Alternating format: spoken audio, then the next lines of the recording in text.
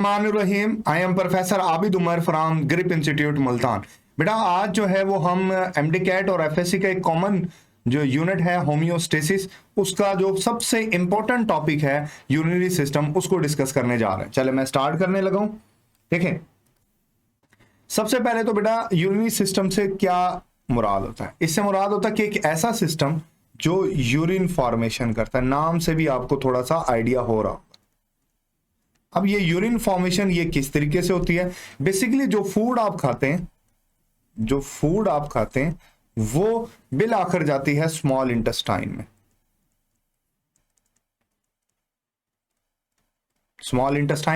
यहां small intestine में जो है फूड बेसिकली दो हिस्सों में डिवाइड हो जाती है। एक खाने का वो हिस्सा होता है जो डाइजेस्टेड हो जाता है, तो उसको आप डाइजेस्टेड फूड बोलोगे, जबकि एक खाने का वो हिस्सा होगा जो अनडाइजेस्टेड होगा।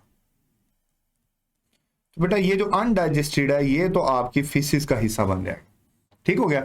जबकि जो डाइजेस्टेड फूड है ये आपके चली जाती है ब्लड में। इसका जो ज्यादातर हिस्सा होता है वो ब्लड में चला जाता है। ब्लड में यहां पर होती है मेटाबॉलिज्म, इस फूड को ब्रेक किया जाता है और उस मेटाबॉलिज्म के रिजल्ट में बहुत सारे वेस्ट बनते।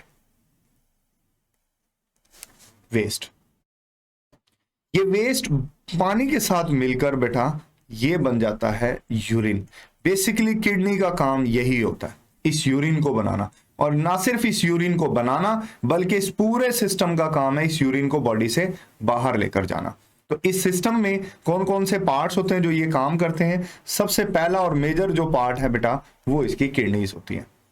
फिर किडनीज में से ये जो यूरिन बनता है वो यूरिटर के जरिए बाहर निकलता है और एक पार्ट है उसको कहते हैं यूरिनरी ब्लैडर, उसमें जाकर ये स्टोर होता है कुछ देर के लिए और फिर फाइनली यूरिथ्रा के थ्रू ये बॉडी से बाहर चला जाता है। मतलब वो फूड जो डाइजेस्ट हो चुकी थी, ब्लड में चली गई थी, उसके मेटाबॉलिज्म के बाद जो वेस्ट क्रिएट हुए थे उनको यूरिन के थ्रू जो है वो हमारी बॉडी से बाहर निकाल दिया जाता है। बेसिकली ये यूरिनरी सिस्टम का जो है वो मैंने आपको इंट्रोडक्शन जो है वो थोड़ा सा आइडिया दिया है कि किस तरीके से ये हमारा सिस्टम जो है ये वर्कआउट करता है। चलें नेक्स्ट हम बात करते हैं इसके बारे में। अब जो यूरिनरी सिस्टम है इसमें हम थोड़ी सी डिटेल जो है वो किडनी की और इसके बाकी पार्ट्स की जो है वो हम देखेंगे। सबसे पहले तो लोकेशन ऑफ किडनी, आप जानते हैं कि किडनी जो है वो हमारी बैक साइड के ऊपर रिब्स के बिल्कुल आखिरी जो रिब्स हैं उनके नीचे जो है बेटा ये मौजूद है। तो यहाँ पर ये लिखा भी हुआ कि ये डोर्सल साइड पर मौजूद होती है। फिर लिखा हुआ कि जो हमारी राइट किडनी होती है वो थोड़ी सी नीचे होती है और लेफ्ट किडनी जो है वो थोड़ी सी ऊपर होती है। ऐसा क्यों है? ऐसा इस वजह से है क्योंकि राइट साइड के ऊपर लीवर कुछ स्पेस कवर कर लेता है। लीवर की वजह से जो हमारी राइट किडनी होती है वो थोड़ी सी नीचे हो जाती है। इसके अलावा हमारी किडनी का जो वेट है बेटा वो less than 1% of body weight है, कि हमारी बॉडी का जो वेट है उससे लेस देन 1% ये बनाता। मसलन इससे क्या मुराद होगा? इससे मुराद ये होगा बेटा कि ये देखें ये बात लिखी हुई है कि ये लेस देन 1% है।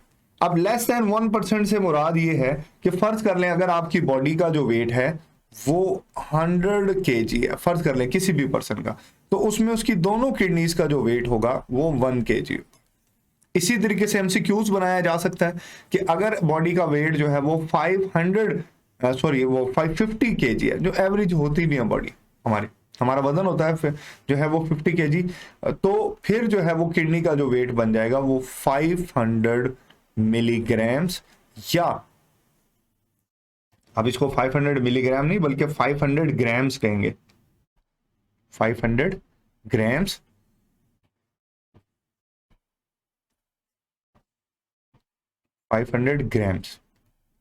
यानी ½ kg जो है ये हमारी किडनीज के दोनों का वेट होगा। ठीक हो गया। तो आप अगर इसको आप कहें कि 1 किडनी तो ये फिर 500 ग्राम्स बन जाएगा। ये इस तरीके से। फिर एक और बात लिखी हुई है बेटा कि हमारी किडनी को हर बीट के ऊपर 20% जो है वो ब्लड की सप्लाई आती है। एक दफा जब आपका हार्ट बीट रन होगी तो 20% ब्लड जो है वो आपकी किडनी को रिसीव होता है। अब ये भी एमसीक्यूज में बहुत दफा आ जाता है कि फर्ज कर लें आपके पास जो है वो 5 लीटर ब्लड है, तो दोनों किडनीज को कितना ब्लड आएगा, इसका आएगा 20%, और 5 लीटर्स का जो 20% होगा वो होगा 1 लीटर। और अगर क्वेश्चन आ जाता है ईच किडनी के लिए बेटा फिर आपको इसको भी हाफ कर देना, तो ये 500 जो है वो ml आ जाएगा, मिलीलीटर। 1000 ml होते हैं ना 1 लीटर के अंदर, तो 500 जो है बेटा वो ml जो है बेटा ये आ जाएगा। मेरा ख्याल है आपको ये बात, ये वाला जो एरिया है वो अब आपको क्लियर हो गया। चलें इसके मजीद आगे चलते हैं। देखें जैसे कि अभी हमने बात की कि जो किडनी है, किडनी के बारे में हम ये यूरिनरी सिस्टम के जो बेसिक पार्ट्स हैं वो तो हमने स्टडी कर लिए। अब हम किडनी से स्टार्ट लेते हैं कि किडनी कितने तरह के सेल्स की बनी होती है, कितनी चीजें इसके अंदर जो है वो पाई जाती है। अब किडनी बनाने से पहले मैं आपको एक बात बता, देखें यहां पर जो है वो हमने बहुत सारी बातें जो है वो डिस्कस करनी है, और छोटे छोटे कॉन्सेप्ट हैं वो सारे के सारे हमने जो है वो अपने क्लियर करने हैं कि किडनी के अंदर कितने कितने पार्ट कहां कहां पर मौजूद होते हैं। देखिए मैं पहले एक छोटी सी डायग्राम बना देता हूं, ड्रॉ कर देता हूं खुद से भी। जस्ट फॉर एग्जांपल हमारी ये जो किडनी है ये ऐसे बीन शेप्ड होती है, ठीक हो गया। इसके अंदर ऐसे यहां पर जो है पैरामिड्स पाए जाते हैं, ऐसे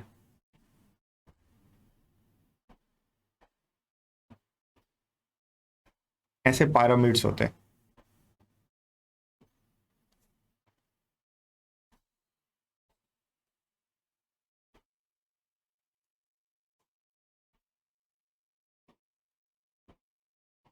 इनको रीनल पैरामिड्स जो है वो कहा जाता है, ठीक हो गया।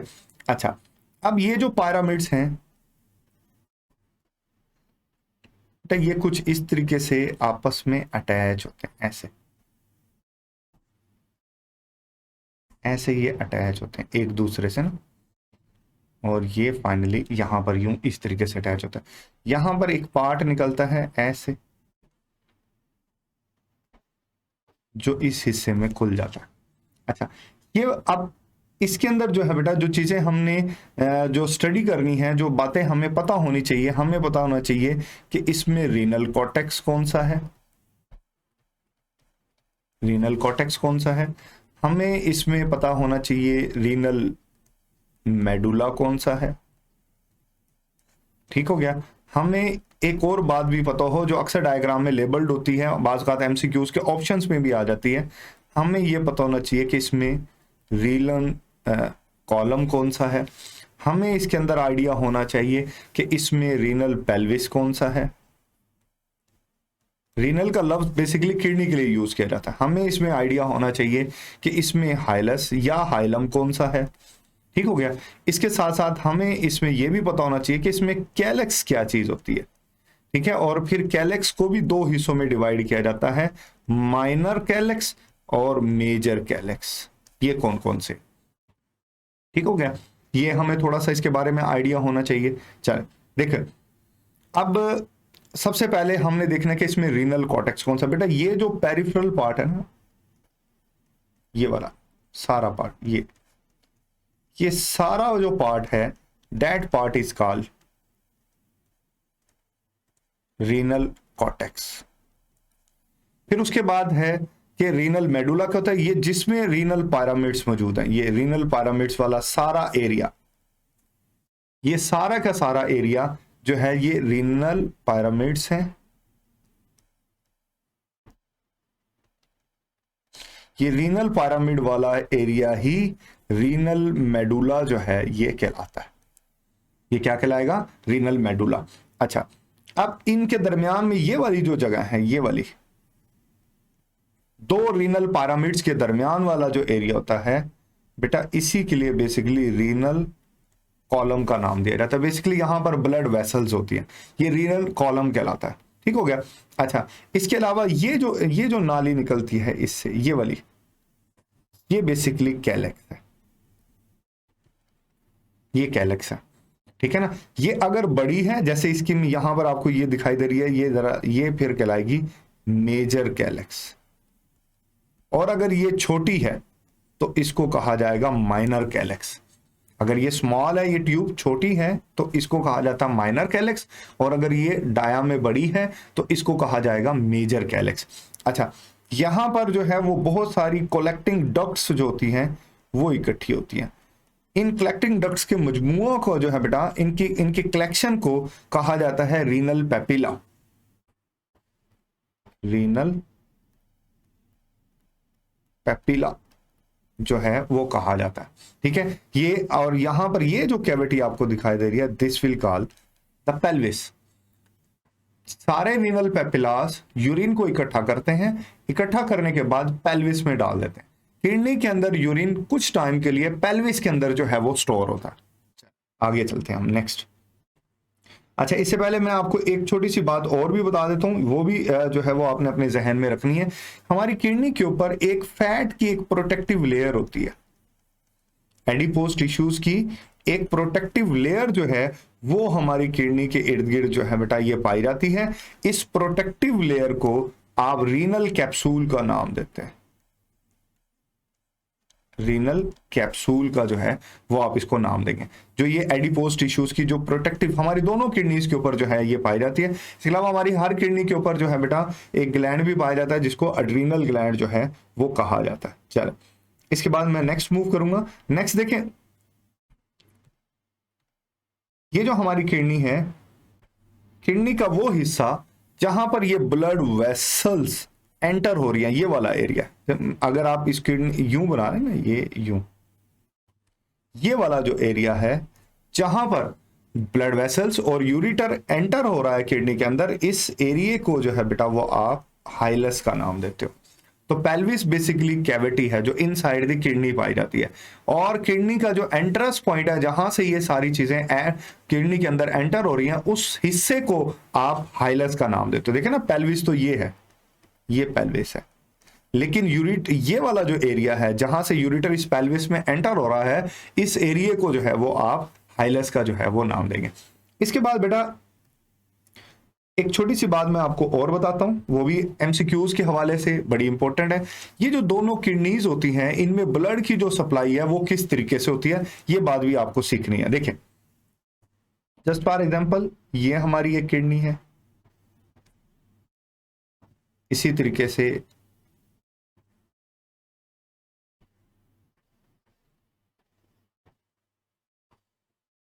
ये हमारी दूसरी किडनी है।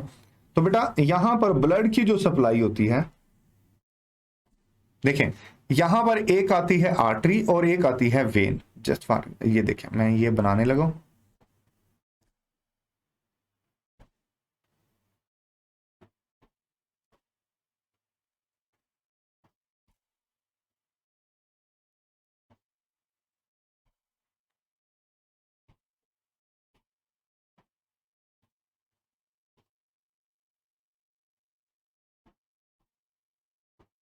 अब देखिए, दो तरह की ब्लड की सप्लाई है, आपने ये बात याद रखनी है। ये वाला जो है बेटा, ये है बेसिकली वेना केवा, ये ब्लड को रिसीव करता है, और ये इंफीरियर वेना केवा है।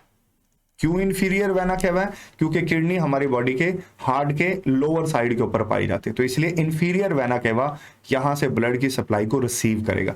जबकि ब्लड इसको मिलता कहां से, जो हमने बात कही थी कि 20% ब्लड आ रहा होता है, तो ये जो ब्लड आ रहा है ये आता है एओर्टा से।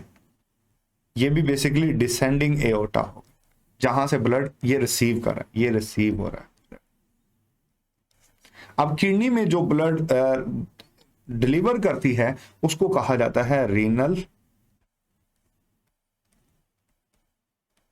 आर्टरी। ठीक हो गया। जबकि ब्लड जो है वापस जो जाता है वो कुछ इस तरीके से जाता है। तो ये वाला जो पार्ट है जो ब्लड को किडनी से निकालता है, ये है रीनल वेन। रीनल वेन जो है वो ब्लड, जो ब्लड आएगा उसके अंदर यूरिया। अब ये बात, एक तो ये सारे पॉइंट्स एमसीक्यूज के हवाले से इंपॉर्टेंट है। अब एमडी कैट में यहां से कौन सा एमसीक्यूज बनाया जा सकता है? बिल्कुल बनाया जा सकता है, और कुछ ट्रिकी किस्म का भी बनाया जा सकता है, और बच्चे वहां पर जो है वो कंफ्यूज भी होते हैं। ये जो ब्लड आ रहा है इसके अंदर बेसिकली यूरिया की जो मिकदार है वो ज्यादा है, मोर है। जबकि ये जो ब्लड आ रहा है रीनल वेन से जो निकला है, इसमें जो यूरिया की जो मिकदार है वो लेस है। ऐसा क्यों है? क्योंकि बेटा वो इसने यहां से यूरेटर के थ्रू, यूरेटर जो बनाया था उसमें यूरिन चला गया था। बेसिकली जो यूरिया है वो यूरिन का हिस्सा बन चुका है, ब्लड से निकल के किडनी में चला गया और किडनी ने साफ ब्लड जो है वो रीनल वेन के थ्रू दोबारा बॉडी को सप्लाई कर दिया, और जो यूरिया रीनल आर्टरी लेकर आ रही थी वो यूरिया अब यूरिन का हिस्सा बन चुका है। ठीक हो गया, यूरेटर के बारे में मैंने आपको बता दिया। अब यूरिनरी सिस्टम में जो पार्ट हमारा डिस्कसेबल है वो पार्ट भी हम देख लेते हैं। देखें, सबसे पहले देखें, मैं आपको दिखाता हूं, एक मिनट दीजिए। देखें, इसमें जो पार्ट अब हमने डिटेल से डिस्कस करना है वो है यूरिनरी ब्लेडर। देखो बेटा, ये जो यूरिनरी ब्लेडर है इसके बारे में डिस्कस करते हैं। यूरिनरी ब्लेडर में यहां पर ये ओपन अप होते हैं जिनको ओरिफाइसिस कहा जाता है। अब यूरिनरी ब्लेडर के साथ एक पार्ट अटैच होता है जिसको कहा जाता है, ये पार्ट है, इस पार्ट को कहा जाता है यूरिथ्रा। यहां पर स्फिंक्टर लगा होता है बकायदा, जो कि यूरिनेशन को कंट्रोल करता है। अब ये जो यूरिनरी ब्लेडर है बेसिकली इसका जो वर्क होता है वो यूरिन स्टोरेज है, कि जब तक यूरिन बॉडी से बाहर नहीं चला जाता ये यूरिन को स्टोर रखेगा। अब मेल और फीमेल में यूरिनरी ब्लेडर जो है इसकी जो ओपनिंग है, ये जो यूरिनरी ब्लेडर है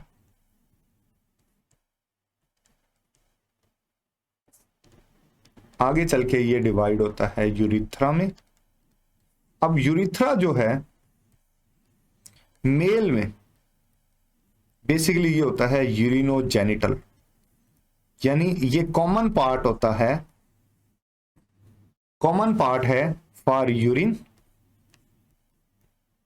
यूरिन एंड फॉर सीमन, इसलिए इसको यूरिनोजेनिटल कहते हैं कि स्पर्म और यूरिन एक ही रास्ते से जो है वो बॉडी से रिलीज होते हैं। ये यूरिथ्रा दोनों के लिए काम करता है, जबकि फीमेल्स में, ह्यूमन फीमेल में ऐसा नहीं होता, ये एक सेपरेट ओपनिंग होती है। मेंस्ट्रुएशन के लिए अलग ओपनिंग होगी और जो है जो यूरिनेशन है उसके लिए अलग अलग ओपनिंग होती है। बेटा यहां पर हमारा जो स्टार्टिंग जो लेक्चर था यूरिनरी सिस्टम का वो मुकम्मल हो गया है। आपके जहन में किसी किस्म का सवाल हो आपने ज़रूर पूछना है, बाकी जो बातें हैं इंशाल्लाह हम नेक्स्ट लेक्चर में डिस्कस करेंगे। अपना ख्याल रखिएगा। थैंक यू, अल्लाह हाफिज़।